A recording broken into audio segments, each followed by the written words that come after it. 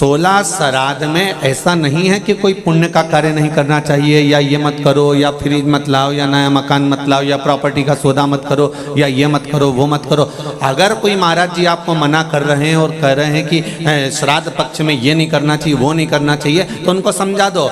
अगर पितृ हमारे पूर्वज हैं, अगर हमने कोई सौदा करा है, हम कोई सामग्री लेकर आए हैं, कोई पुण्य का कार्य कर रहे हैं, कोई अच्छा कार्य कर रहे हैं और हमारे पितृ हैं, तो ये निश्चित है कि 16 श्राद्ध में हम कोई कार्य करेंगे तो हमारे पूर्वज बड़े खुश होकर हमको आशीर्वाद प्रदान करेंगे।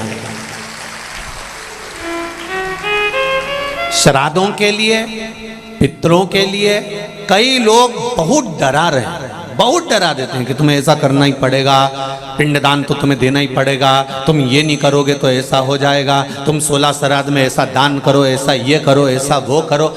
निवेदन है, शिव महापुराण की कथा कहती है, बड़ी मस्ती में अपनी जिंदगी जियो, बड़ी मस्ती में जियो, अपने जीवन को सार्थक करने के लिए करो।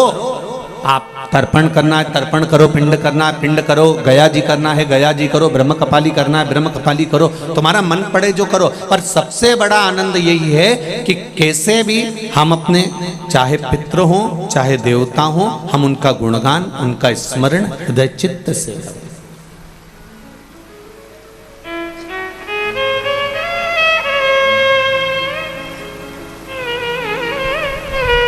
खूब करो। मृत्युलोक, और मृत्युलोक के ठीक ऊपर है पितृलोक, पितृलोक के ठीक ऊपर फिर आगे जाकर देवलोक, फिर देवलोक से और ऊपर जाकर स्वर्गलोक। ऐसे क्रम हमारे यहाँ बने हुए हैं कि मृत्युलोक से ठीक ऊपर की ओर पितृलोक है।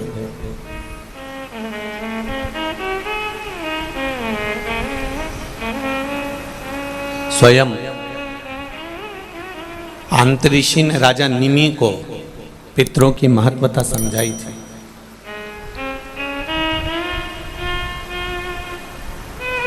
और शिव महापुराण का श्री बालाजी, श्री हनुमान जी, श्री हनुमत शिव महापुराण की जो कथा 5 दिवसीय चल रही है, इसमें एक स्मरण करिएगा।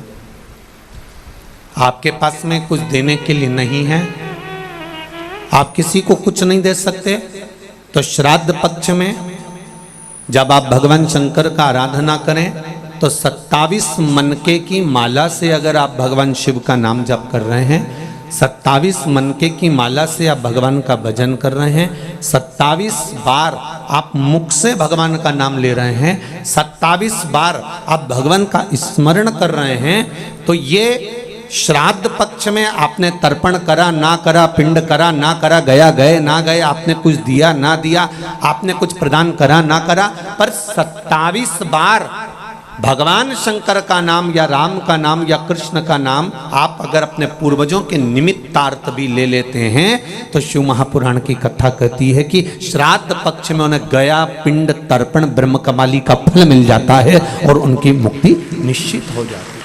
कितनी बार जपना है? केवल 27,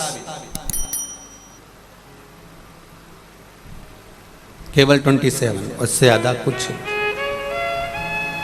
और यदि 27 बार आप भगवान का नाम नहीं भी जप सकते और आपको लग रहा है कि पितृ दोष के 4 लक्षण आपके पास में, पितृदोष के 4 लक्षण बड़े होते हैं। पहला, घर में एक ना एक बीमार पड़ा रहता है, एक ठीक होगा एक बीमार होगा, एक ठीक होगा एक बीमार होगा, ये पितृदोष का लक्षण।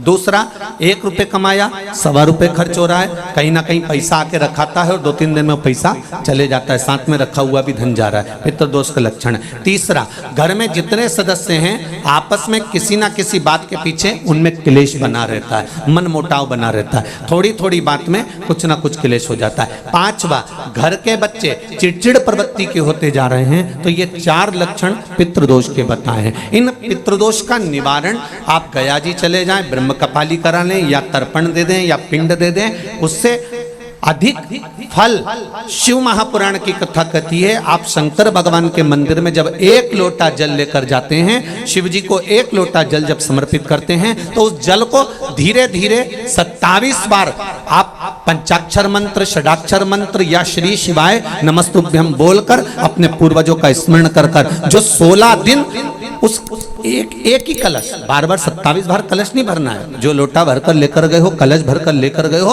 उसी को 27 बार आपको केवल शिव जी पर गिराना है। जो 27 बार जल एक ही कलश का समर्पित कर देता है, उसके पूर्वजों को तुरंत मुक्ति फल प्राप्त हो जाता है। उसको फिर तर्पण आदि की जरूरत नहीं पड़ती।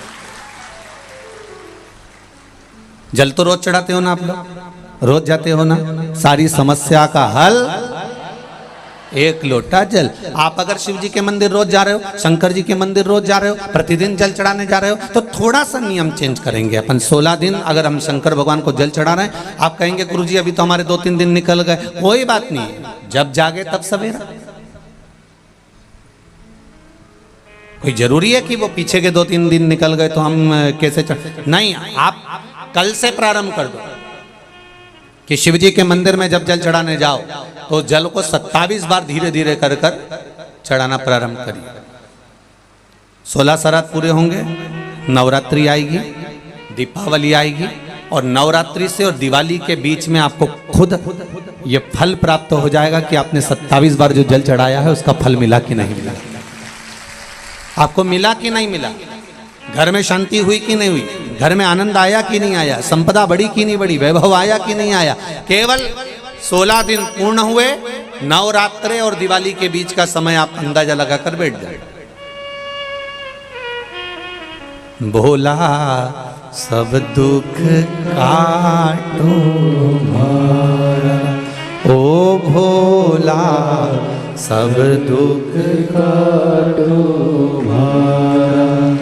शिव शंकर जपूं तेरी माला, भोले बाबा जपूं तेरी माला।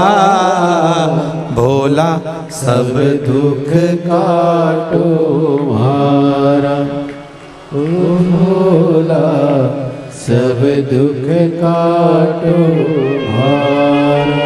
भगवान की शरणागति का सुख क्या होता है, भगवान की शरणागति का फल क्या होता है। महाराज, एक पक्षी सागर के तट पर, समुद्र के तट पर थोड़ी देर का सत्संग करता है, भजन करता है, कीर्तन करता है किसी संत की शरणागति में बैठकर, तो वो सागर पार जो माता सीता लंका में बैठी है उनको देख लेता है। शिव महापुराण की कथा कहती है, जो दिल से एक क्षण की भी शिव महापुराण की कथा सुन लेता है, शिव कथा कहती है वो महादेव का कृपा पात्र हो ही जाता है, चाहे कैसे भी श्रवण करे।